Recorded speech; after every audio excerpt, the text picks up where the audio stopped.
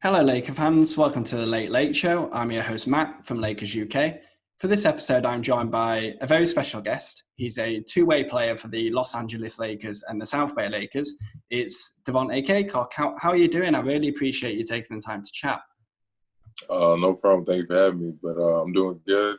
Just trying to stay safe with this whole quarantine thing and the coronavirus. But me and my family, we're all good. We're safe, and I'm just doing the best I can do with all this stuff going on. Yeah, for sure. And that's great to hear about yourself and your family. How have you been coping with the current suspension and everything that's going on around the NBA and G League? Has it been difficult keeping fit in them circumstances, or have you just been improvising? This is obviously very different because during this time of year, we're supposed to be playing games. We're supposed to be in the best shape of our lives. And for like the 2 months so far when we've been in quarantine, I went back home to Georgia, and I didn't have any courts to be able to get any basketball court workouts on. But luckily, I was still able to figure out a way. Lakers were able to send me some weights and stuff like that. We had Zoom workouts with weights, and then I just kind of stayed on top of my conditioning. I was like, I can't get on the court. Being able to get my conditioning still where it should be, getting my heart up, getting my lungs just kind of used to still running, even though it's not on the basketball court. I feel like doing any type of conditioning was able to help me out. So just trying to do some sprints, long distance, a mile at least every day, and just trying to stay fit. And I feel like once I got back to LA and I got back on the court, my body still felt good. And it wasn't really behind as much as I thought it could possibly get to. But I feel like I was ready, I was prepared, and my body feels good right now. Okay, so have you just come back to LA recently then? Is that when the practice facility opened up again? Yeah, so practice facility opened back up on Saturday last week. So I've been working out for about a week, going on to the second week. And it was good. I was just able to get back on the court. It felt good to get back on the court and be able to work out instead of just doing conditioning and running the whole time. Yeah, for sure. Probably a bit more fun for you as well. Yeah. So with the suspension, you guys actually had a game on the day of the suspension against the Austin Spurs, and the game finished, it was completed. But how was that day as a whole and the experience of it kind of all spiraling before the season was eventually halted? What were you aware of what was going on? Yeah, so that day of our G League game was a very interesting day because there had been a lot planned out. I had some family coming in. Next day, the Lakers were supposed to play the Rockets. I was supposed to get a call up the next day. And we had a G League game, obviously, the day before. And we started hearing about things and games getting canceled during the NBA. Like we saw the Oklahoma and Utah game get canceled, and that was kind of like the first signs of it. And I started getting calls and started hearing that NBA is probably about to get suspended, and then we heard it did get suspended before our game even started. And once that happened, we kind of, all of us on the team kind of realized like this is probably going to be our last game of the season for G League at least. So we just kind of was like, guys, like this may be it. Let's just kind of finish it out as best we could. We played the Spurs, we won that game, so we just kind of just had fun with it, and like at least we knew going in instead of finding out after. Because, like, people would have been like, who knows how you would have been if you didn't know, like, that could possibly be your last game because it really was for us. But we just went out there, had fun, just kind of expected it to happen, and which it did, and we just kind of kept it moving after that. Yeah, I bet the atmosphere was interesting. I mean, because everyone's in different situations as well. So obviously it might be their last game for South Bay. They don't really know what the future holds as well. Some players, they're not really as secure as others. And I assume there were fans there as well. Was it kind of a strange atmosphere? Yeah. I think people kind of were. Some people knew, some people didn't. Like one of my boys, he was actually at that game, and he had no idea that the NBA had even been suspended yet until after the game and after I talked to him and told him. Oh, wow. And so like I'm sure some of the fans knew, some of the fans didn't. And obviously, once they found out as a whole after the game that it was just like, it just kind of hit everybody like, all right, that was the last G League game, at least for sure. Who knows what's going to happen with the NBA? Like, it's just kind of, it's been hectic. A lot of people didn't know what's really going to happen or what was going to go on. Yeah, definitely. And if we jump back to this past summer, obviously a big one for you. How was it going undrafted and then getting picked up by the Lakers of all teams for Summer League and preseason? It felt great. I know for me, going back to like my pre-draft process and my pre-draft workouts and stuff like that. And I had Lakers the day before the draft, I believe. So they were the last workout I had, the last person I got to see. And I felt good. I felt like I had just as good a workout as all my other workouts, and had a lot of feedback from them. And I was just, once I got the call right after the draft, I was excited. I was ready to go. I was ready to work. And that's literally what I did. Me and my trainer that night, it was like we were in the gym. We went straight to the gym after I found out I was with the Lakers. We were working out from like, I think 2 a.m. to like 4 a.m. in the morning. And I was just energetic. I just felt like I got to one step. I got an opportunity with one of the greatest teams in the world. And then it was like, all right, I got to keep working. Like, nothing has done yet. I still got so much to do, so much to prove, so much to work on.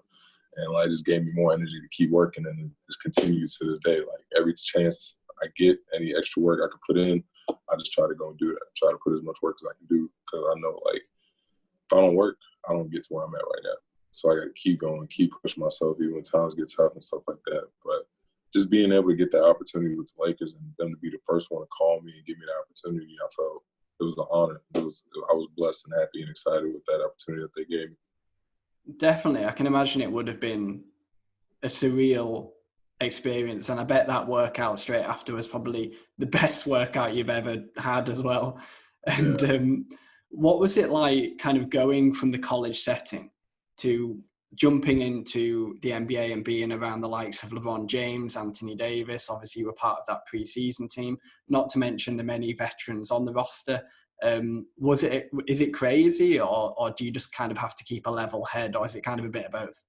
Yeah, it's a little bit of both. I would say, like, coming from UNC Wilmington, a mid-major school, we fly commercial. We got kind of mediocre, whatever, but like, it's still a great city, great school, great everything. But then going from mid-major to going straight to the Lakers organization, it's a whole different side to basketball. You know what I mean? Like, travel, the hotels, the food, obviously being with the Lakers, with Bron, AD, JaVale, Danny Green, Jared Dudley, like all these veterans that everybody in the world knows and that I obviously know. It was very surreal for me to come from Wilmington and be able to see these guys, work out with these guys, be on the same court with these guys, practice with these guys, and just kind of learn from them. I try to ask a couple questions, just get an idea. Me, Kostas, we played one-on-one with AD a couple times. Marcus Cousins watching us. Like, I would have never thought a year ago I'd be saying that or have experienced that. And I just kind of, obviously, I got to stay level-headed. I can't be like, oh, man, I'm with Bron, I'm with AD, you know what I mean? But, like, obviously, it's a blessing to be around these guys and learn from them, just be around them. And I just try to stay level-headed. Obviously, I try to prove myself to them, to those guys, to the coaches as well, and let them know that I can still help and do a lot for this team. And I'm just patiently waiting for that opportunity, for a full opportunity. But it's obviously a great opportunity to be with the Lakers and be with this team. Yeah, and obviously you were talking about asking questions and learning, which I'm sure you do every day, and you try to. Obviously, you're a rookie. And is there anyone that you kind of look to as a mentor on the Lakers and or South Bay roster? Does anyone take you kind of like under their wing, so to speak? I would say back from preseason, Quinn Cook and AC, Alex Caruso, those two guys, they really helped me out. I went through a lot of ups and downs kind of when I got waived from the Lakers, because I kind of thought I had a really good opportunity to get that two-way from the beginning. And talked to Quinn. He gave me a lot of feedback. AC during the preseason games, like when me and him kind of played a lot together during that preseason, and we kind of just came off each other, and he gave me some of his knowledge during the game and just confidence and stuff like that. And like those guys, I was able to really talk to and connect with and ask some questions, and they were just able to give me a lot of knowledge. Obviously, they've been through ups and downs. Quinn's been through ups and downs, and I didn't even know it until I actually talked to him about it.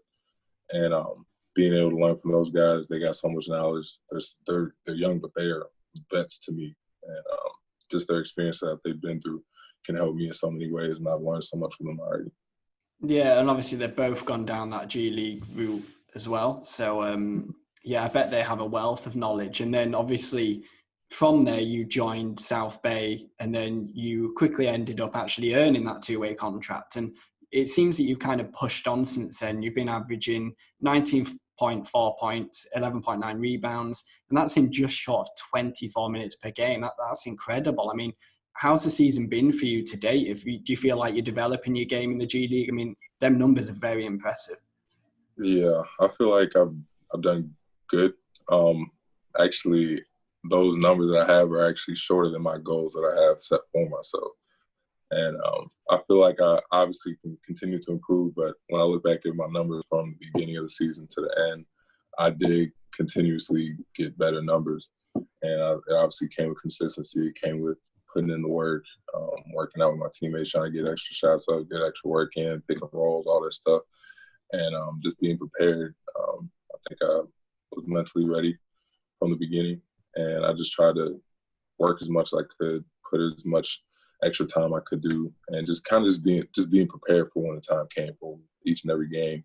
There's so many games that a lot of them just kind of get tied up, but I feel like each and every one of them I was mentally ready, and I just try to do what I always have been doing: rebound, play hard, help my team out in any way that I can, and just doing whatever it may be that my team needs me to do.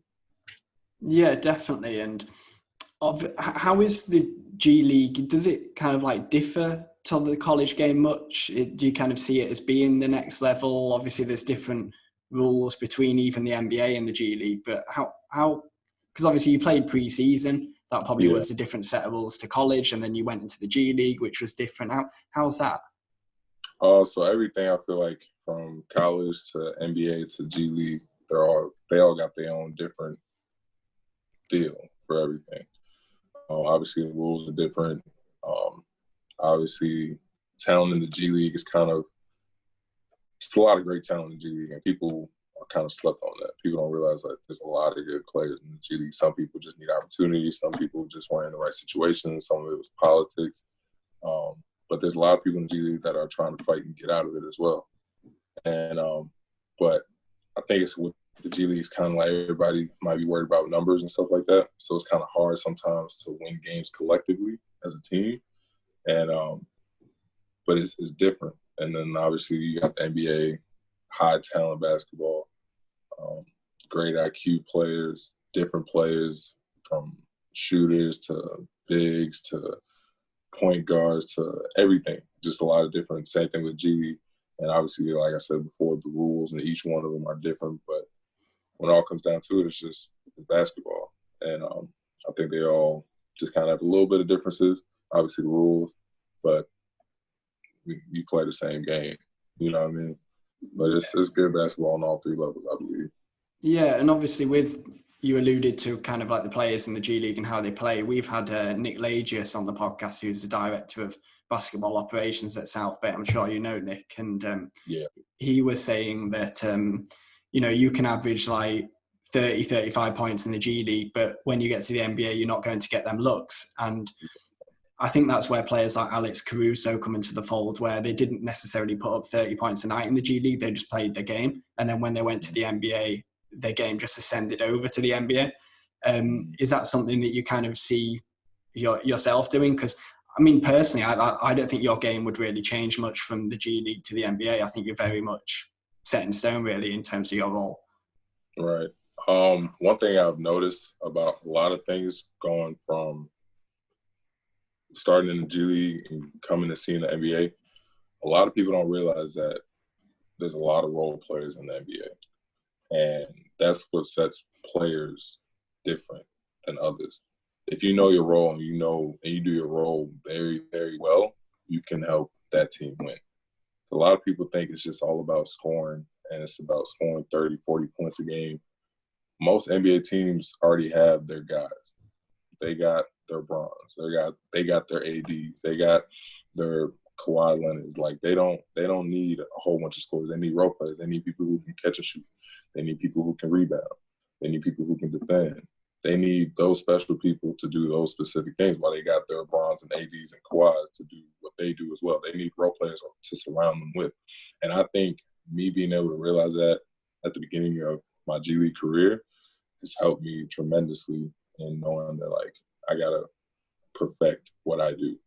I don't need to go out there, whether if I score 10, 15, 30 points, it like I got to do my role, whether it be pick and roll, whether it be rebounding, defending. Like, I feel like I'm a great rebounder. I could bring that with any team. And me being able to do that consistently gives me better chances than being able to stay and stick in the NBA. And I just think a lot of people in the G League may not see that all the way yet, or still trying to get to that or see that. But that's really when it comes down to. You just got to know your role, be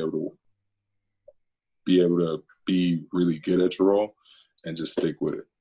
Yeah, definitely, and very wise words there as well. And in terms of like being in the G League, is it kind of easy to jump ahead and focus on your goal of being in the NBA, or do you kind of have to accept the goal, accept the grind, do what needs to be done in that moment, and just kind of live in the now instead of trying to look too far ahead where it could kind of hinder your performance at this moment? Yeah, I definitely believe you got to be in the moment. I've told myself, obviously, I have my goals to be in the NBA one day, and I know one day it will happen. But I'm still being in the moment, still working right now. Because if I try to skip ahead and be like, "Oh yeah, I'm gonna get there, I'm gonna be there, I want it right now," you're not really going through the grind the way that you should. Obviously, all the people that have been in the G League and that came out and made it to the NBA, it's a grind. Like, you learn something in that process. To when you get to the NBA, you appreciate everything even more. So I know when I get to that point, I will appreciate everything even more. I appreciate where I'm at right now. And you just got to stay in the moment. Obviously, I'm not saying be complacent. I'll never be complacent or settle. But obviously, work where you are right now. Like, you have a goal, set a goal, and obviously try to achieve that. But just staying in the moment, understanding that this is where you're at right now. This is what I got to do. I'm going to keep working. I'm going to keep going. And then eventually, soon, I'll achieve that goal that's in front of me. Yeah, definitely, 100%. And in terms of your situation, you're on a two-way deal. And is it difficult being on a two-way deal, kind of not knowing where you'll be the next day, whether it's the G League or NBA? Can it be difficult being called up and down in quick succession, or is it kind of easier with both teams in the Lakers and South Bay being located in Los Angeles and being in the same practice facility? Yeah, I think obviously it's a little bit of both because we're in the same facility, so it's not as hard to commute from one place to another. I haven't got to experience so many days, but I know, like, at the beginning when I first got my two-way, out of nowhere, I ended up getting a call because AD was out for the next game. So, like, literally 2 days after I got my two-way, I got a call saying, "All right, we need you in Indiana." So, like, it happened so quick in any moment, and the G League team was about to travel to Stockton for a game the next day. So things can happen and change real quick. Luckily for me, towards the end of the season, I had a schedule as to when I was going to get my call-ups. And so I kind of already had planned out what was going to look like. So that helped a lot. But regardless, without that, it's kind of tough because obviously you might be practicing one day. You might have a game the next day or 2 games in one day, I've heard. Luckily, that hasn't happened to me because I don't know how that goes. But it's a lot of moving up and down, but that's a part of the contract. Like, that's what you signed up for. You got to be ready for that. You got to make sure your body's ready for that. You got to make sure you get your sleep, your diet, all that stuff. And just being prepared. Like, anything can happen at any moment. You can get a call in the middle of the night saying, "All right, we need you to come out here. You're playing tomorrow. You're going back down." So, like, things just change. You just got to be prepared with that contract, basically. Okay, and then obviously, like, injuries could happen at any point, and then you get called up and down and all that. But you said about a schedule. Did that schedule kind of like open up towards like the end of the season at all, where like the Lakers could? I mean, obviously you might not have known at the time, but would have assumed they would have been in a playoff berth. Is that kind of when the opportunities were going to open up for the two-way deal? I mean, they still could do, depending on if the regular season returns or not. Was that a case in terms of the scheduling, or? Yeah, so, most guys are probably going to start getting rest. Like, we had already made playoffs. They're going to start resting guys and kind of just let other guys give a little opportunity because they don't need to be pushing AD and Braun they want them to be fresh and ready for the playoffs because the playoffs can last a long time. It's a 7-game series, 4 times. And, we would have had that opportunity. And they had the schedule ready for us. And like I said, the coronavirus just kind of came and blew that all out the water right now. But depending on what happens next, I'm still waiting to hear what's going to happen with us 2 ways and stuff like that. But like I said, I'm just staying ready for it if and when it happens. And that's all I can do. Yeah, definitely. And I went to my first G League game back in February. We were speaking about this off air. And it was for South Bay's game against the Memphis Hustle. And my first impression was that it's very physical and the quality of play in the G League is a lot higher than I anticipated, to be honest. And I've been aware of your talent since pre-season, but seeing you play in the flesh was particularly impressive. You certainly leave everything on the court. You fight for every single possession. It really did open my eyes. But for the fans listening who maybe don't know much about you, how would you describe yourself as a player? Obviously, you've mentioned the rebounding and defense and putting up points and things like that, but how would you it's quite a unique skill set that you hold, isn't it? Yeah, I think coming from Wilmington, I always had like a chip on my shoulder because a lot of people have doubted me. A lot of people didn't think I could be just in this position that I'm at right now. And I just kind of use it as fuel to my fire. And like you said, I kind of leave everything out there on the court. And that's really what I do. I try to give it all I got. I try to get every rebound I can get, every possession. I try to help my team out in any way possible. And like that's just the kind of player that I am. Like playing hard, being a hard worker, I feel like that's a skill. And that's a skill that I'm really good at. And I think I can help at either level, G League or NBA. And I'm just kind of keep proud of myself on that. Like I try to just show that each and every time. And like you never know who's in the stands. Like, obviously, I didn't know you were at that game, but I still gave you that impression. And it's like that with any game. Like it could be during summer league, it could be during preseason, it could be at a regular G League game.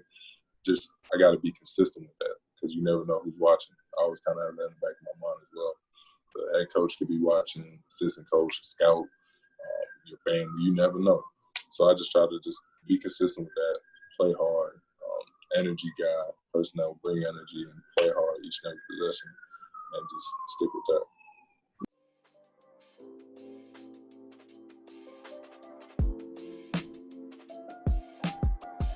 Hey guys, I'm just going to let you know how you can save money with Fanatics UK and the official NBA store Europe. Lakers UK are proud partners of both sites, where you can access the site through a unique web link and enter the promo code LakersUK10 at checkout for 10% off your order. This is not restricted to Lakers merchandise only and is available site-wide for both. On the Fanatics UK site, they have a wide range of NBA, NFL, NHL, Major League Baseball, as well as soccer/football merchandise. The NBA Store Europe site hosts all the NBA gear you'll ever need, from new jerseys to classic throwbacks to leisure wear. Remember though, to activate the discount you must enter each site through our unique web link. This can be found over at www.lakersuk.com/partners. That's www.lakersuk.com/partners. Alternatively, reach out to us on social media and we'll sort you out. So, access the unique links for our website, www.lakersuk.com/partners, to enable the discount, and then enter the promo code LakersUK10 at checkout and watch that price drop. The code can be used more than once and can be applied to already discounted items. Save money with Lakers UK at Fanatics UK and the official NBA Store Europe.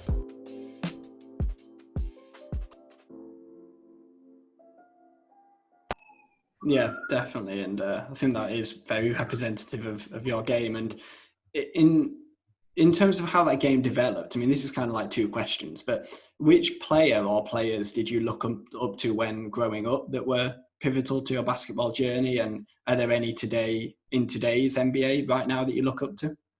So when I was actually at Wilmington, my head coach my freshman and sophomore year, he was one of the assistants at Louisville. So he was actually there when Montrezl Harrell was there. So he was the first person to bring that comparison to me when I was basically making my jump towards trying to get better in basketball and trying to get my body and my game better going into my sophomore year. And when he brought that comparison to me, I watched the film, saw how he plays. They say he's undersized. They say I'm undersized. They say we're athletic. They say we put it all out there on the court. And like, I've literally heard that comparison. I compared myself to him ever since then. And my coach being able to bring that to me and me understanding, like, this is what I could be, this is what I want to get to at one point. It just kind of showed me the skill sets and what we could possibly do. And, like, I watched this film multiple times. He's a dog. Like, he's an energy guy. He rebounds. He dunks the ball. He just has so much energy inside of him. And I think our games really are very similar. And he's a great player. I really, really give him that for sure. And I just want to be able to work and get to where he's at one day as well. Yeah, I think it's very easy to kind of be like LeBron James or like Kobe Bryant or Michael Jordan and kind of like aim for the stars. But it's quite interesting how you've kind of found someone that kind of is in your mold and how you play the game that you can kind of look up to and relate to. And you read my mind completely, because my next question was actually about that Montrezl Harrell comparison. And to the listeners, I haven't actually told Devontae any of these topics, so you completely came up with that off the cuff. But it's something which I've heard a lot. I've done articles on you, done a few podcasts where we spoke about South Bay, and every single time your name pops up, it seems that Montrezl Harrell pops up as well in some form of conversation. And obviously you briefly spoke about it there, but you heard that comparison in terms of college? Do you kind of hear that comparison in the media, or do you kind of like shut off the media, like, because obviously it's a bit of a dangerous place as well? Yeah, I haven't really had any trouble with media or anything like that, but I've heard a lot of comparisons from college and media, from Montrezl Harrell to Kenneth Faried, and I'm not really sure media says anything really about that, but yeah, I still think it's a great comparison. I compare myself to him, and yeah. Yeah, and there's obviously the journey as well, isn't there, where he, was when he was with, I think it was when he was with the Rockets, he ended up in the G League, and then he come up to the NBA, and now he's one of the best sparks off the bench in the entire NBA. So it must fill you with inspiration to kind of follow in them footsteps. Yeah, for sure. And like, I even saw something, I believe, I'm pretty sure it's right, or I don't know for sure if it's right, but I heard that like when he was with the Rockets, like he wasn't playing as much, and he actually told him he wants to go down to the G League so he can play and stay in shape and be ready for whenever it may happen. And like a lot of guys would never say or want to do that. The fact that like he was drafted, he told them, all right, you're not gonna play me. Just go ahead and put me in G League. Let me get some burn there so you can stay sharp and still be able to play. Because when you're not playing, even if you're on an NBA team and you're not playing like that, it can kind of bring you back a little bit. Like you're not playing like how you should be or how consistently you would be. And I think me hearing that and seeing him put himself through that, that's mental toughness, I think, to be able to demand yourself to, all right, bring me back down here so I can play, so I can keep my skills up, so I can keep them on conditioning, and just being ready whenever it may come. But I think that's just mental toughness for real, to be disciplined like that. Yeah, definitely. And in terms of him kind of, so to speak, taking a step back to then take a step forward is obviously testimony to him as a person. I don't know much about him as a person, just as a player, but that's a crazy story. But obviously the G League he's getting more and more exposure at the moment. I mean, the quality of play is obviously rising. I think year by year, that's clear to see. And more players are getting called up to the NBA. And then obviously there's the new elite program as well, where prospects are kind of, well, they're not kind of, but they are forgoing college to, jump into the professional ranks before going into the draft. Do you kind of see a boom around the G League at the moment, or have you kind of seen that throughout the course of this season before all this, elite prospect news come out? Because it does seem that for quite a while it has been increasing, and you've been part of that this season. Yeah, I think a lot of young talent has been coming in for sure. I think about even my teammate, Taylor Horton-Tucker. He's 19 years old. And, like, that's crazy. But, like, Taylor is a very skilled player. And I try to let him know, like, you keep working, you're gonna be really good in this league. Like, he's so skilled at 19 years old. He has the size, he has the handles, he has so much raw talent. And he's still at a great spot already. And I think obviously young talent coming in is good. I just think people with anybody, you just keep working. You just got to keep working. As long as you do that, you can set yourself up for a very successful and long career in the NBA. Yeah, definitely, because you're only a stone's throw away from the NBA, and a lot of these franchises are in NBA buildings like South Bay, and like you said, you've got executives watching all the time, scouts watching all the time. You've got like the G League Winter Showcase, is it, where you go and effectively it's like a scouting event, isn't it? Mm-hmm. So so that's pretty much all the topics I have in terms of like basketball. I'm pretty sure you get grilled about basketball a lot. So I was going to move into a bit of what I call the quarantine quiz, which is kind of a bit of a this or that questions, a bit of fun, really. Are you up for that? Yeah, that's fine. Yeah, the listeners have heard it before. We've done it with a few reporters. We had Mike Trudell on that we've done it with, and we did it with Nick as well. So it's nothing to catch you out. It's just a little bit of fun. So let's start with the first one. So we'll start just basic. Cats or dogs? Dogs. Yeah, you have a dog, don't you? Yeah, I do. I got a pit mix lab. He's 4 years old. He just turned 4 in May. And he's with you in LA? He actually isn't. He's back at my mom's house in Georgia. All right, okay. A shout out to your mum as well. She follows us on Twitter. Oh, yeah. Twitter or Instagram? Twitter. Yeah, why is that? Twitter is hilarious. Every week. I'll pick Twitter over Instagram. Yeah. When you scroll on the timeline, sometimes you don't know what you're going to see. That is true. PlayStation or Xbox? PlayStation. That was quick. Yeah, I got my PlayStation right here. That's why. What type of games do you play? I'll be on Call of Duty a lot. Mm-hmm. Warzone, all that stuff. Call of Duty for sure. So you prefer like shooter games? Do you not play 2K? You kind of like fed up with basketball that you want when you play games? You kind of. I got 2K, but I don't be on it like that. Like every once in a while, I get on. That's like a once every 2 week type of game. Call of Duty is like every day type game. Okay. And what's your favorite fast food if you're on a cheat day? Ooh, fast food. I go Five Guys. You go Five Guys? Yeah, I like Five Guys.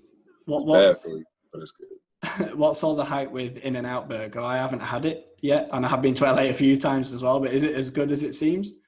I've had it. Some of my teammates on my G League team think it's the best burger ever. But that's just like a West Coast thing. I don't know, but I'm not a high fan on In-N-Out Burger, but it's solid. It's cheap too. Yeah. I think mine would be, I don't know if it's like fast food really, but mine would be Chipotle. Chipotle is good. It's kind of like good fast food. I don't know if you count that as fast food either, but yeah, it's good. Yeah, definitely. And obviously being in LA as well, there's like tons of Mexican food as well. So yeah, they're all over. Yeah. A text message or a phone call? I go text. Yeah, just quick. Yeah, get to the point. American football or baseball? Football, for sure. Baseball is a little too slow for me. Yeah, I've tried to get into both because I went to college in the States. I went to St. John's in New York. And I tried to get into baseball there because obviously the Mets were nearby with them being in Queens. And it kind of like lasted for a bit of a flurry. Obviously, I'm from the UK, so probably the nearest to baseball is cricket. And it kind of lasted a couple of seasons and then kind of faded out. But with American football, it's a bit like two stop start for me. I think that's why I like basketball so much. Yeah, basketball is continuous, really. Football, they stop every possession. But yeah, baseball, it's too slow for me. It'd be taking too long too. Yeah. The games take ages. I think the best thing is when you go to the game with the food. Mm-hmm. Yeah, that's right. You just sit there and eat for like 3 hours. Right. Are you a morning person or a night owl? Ooh, a little bit of both. It depends on like what's going on. I could wake up early. Sometimes my body just wakes me up, but I could stay up till 3 o'clock in the morning though. But if you need to be up, you'll get up and do what you need to do. Oh yeah. If I gotta get up, that's one thing. If I gotta get up, I'm gonna be up. Yeah, for sure. And what's your favorite European country to visit? Ooh, European country. I want to go to Spain one day. Okay. Yeah, I've never been anywhere in Europe. Obviously, the only place I've been out of the United States, really, other than like Jamaica or the Bahamas, is China. But yeah, I want to go to Spain one day. I wouldn't mind going over there. Was that China for the preseason? Yeah, that was my first time ever going over there. How was that? Because obviously there was all the like controversy, and that was it. I bet it was a bit of a strange time out there as well. It was really crazy because I wasn't expecting all that. There was a whole bunch of stuff planned out, like let's do stuff with the kids, stuff to do outside, all this stuff. And literally, as soon as we got there, like the next day, everything got canceled. We didn't even know if we was gonna play the games. Like we thought when we got on the court, they was gonna cancel it like 10 minutes before the game was supposed to start. And like they were supposed to be a banquet, no banquet. Like it was crazy. Like we had to have security around us everywhere we went because they didn't know what the heck was gonna happen. So it was a different experience, but obviously it was still cool being able to be out there in China. That was my first time ever going out there, and it's obviously different food, people, the atmosphere, the city, Shanghai and Shenzhen. But it was still a great experience, I think, being able to go up there to China. Yeah, definitely. I mean, obviously in terms of them games, in the UK, we quite frequently get up at 3:30 a.m. to watch Laker games.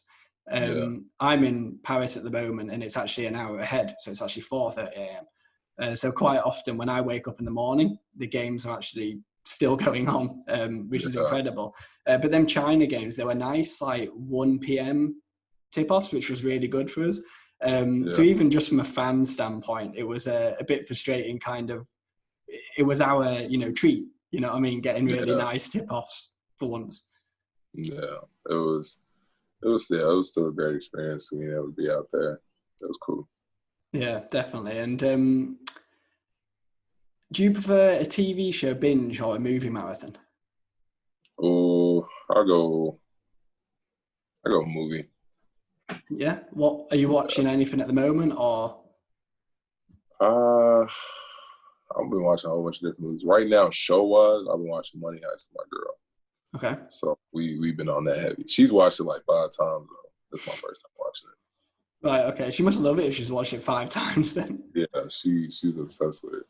Yeah. I think at the moment we're working through the 100. Which is actually, like, when it started, I think it's actually quite old, but for some reason we've just got onto that. And then we're working through all the Marvel films, which I'm not sure is a good or bad thing. There's so many of them.